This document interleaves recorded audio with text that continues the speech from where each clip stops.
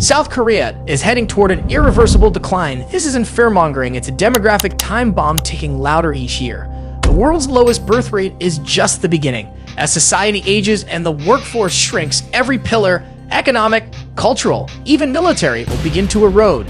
What happens when a nation quietly vanishes in slow motion before our eyes? The figures that came out last week at 0.78 children per woman were the lowest that Korea has seen. Boost a record low birth rate, calling it a national emergency. South Korea's population will halve by the end of the century. So I wouldn't want to really raise my child in a super competitive South Korean environment unless the society changes.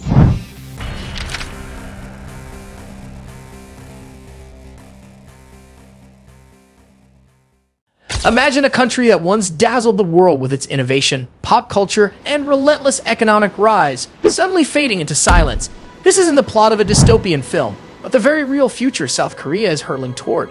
While the rest of the world battles overpopulation, South Korea faces something far more chilling: population collapse. Not through war or disaster, but through something as invisible as it is unstoppable: declining birth rates. In the 1950s, the average South Korean woman had 6 children. Today, that number is 0.72, the lowest ever recorded in human history. In Seoul, it's just 0.55.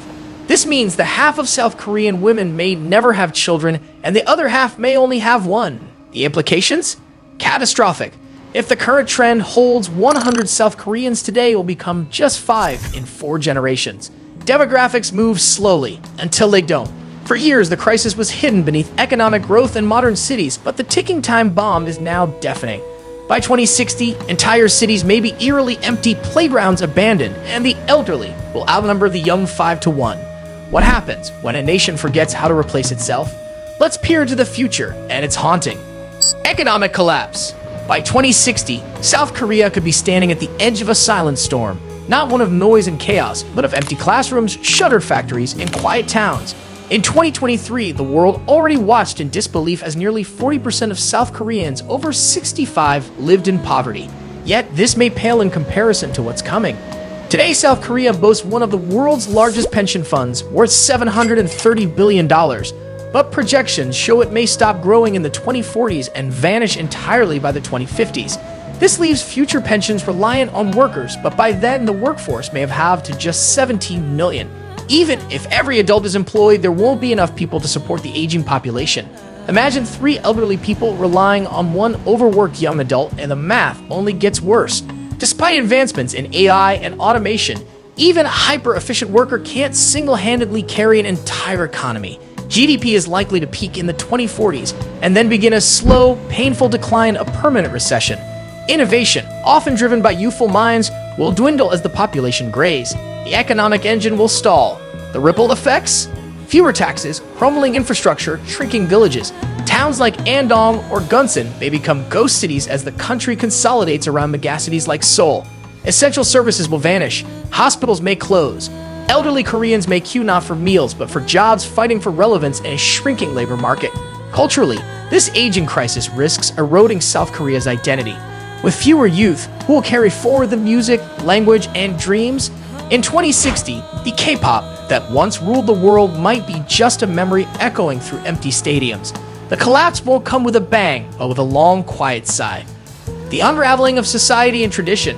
South Korea is heading toward a societal and cultural collapse unlike anything we've seen before. The warning signs are everywhere. Already, 20% of Koreans live alone and 20% have no close friends or family. By 2060, half of Koreans aged 70 will have no siblings and 30% will have no children. The youth? Practically extinct. Only 5% of the population will be between 25 and 35, and most of them will have no siblings. We are watching a nation walk blindly into a loneliness epidemic of catastrophic proportions.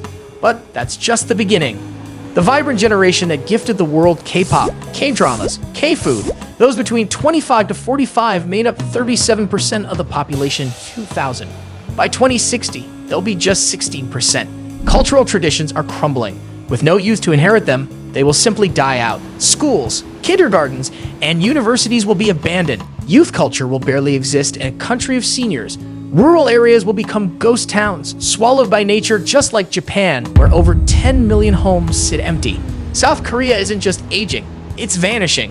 Add to that a lingering war with North Korea and mandatory military service. Today, 5% of men of combat age serve. By 2060, it would need to be 15% just to maintain current numbers. Can an aging, shrinking country even afford defense? Is there any hope? Let's pretend South Korea triples its fertility rate to 2.1 tomorrow. It still won't matter. By 2060, there will only be 1.5 working adults per senior. That's an inverted pyramid with no stable base. A demographic freight train is barreling forward and there's no emergency brake. Why did it get this bad? Because South Korea turned success into a curse. Extreme work hours, low wages, absurd housing prices, and brutal education costs created a culture where raising a family is simply not worth it. Women are pressured to give up their careers. Men are crushed under expectations. The government spends less on family benefits than almost any rich country. And unless you're married, you can forget about starting a family at all. Only 4.7% of babies were born to unmarried women in 2023. The system isn't broken. It was built this way. Births rose 3% in 2024 for the first time in 9 years. A flicker of hope.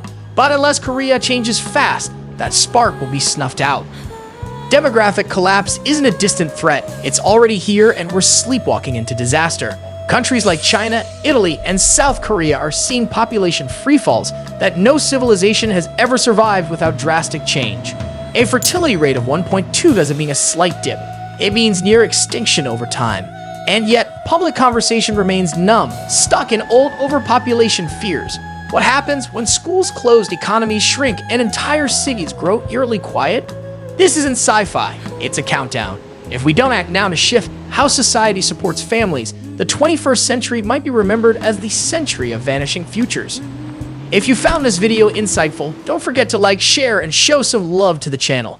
Every bit of support helps us grow and keep creating more content that sparks thought and conversation. Together, we can build a community that stays informed and engaged.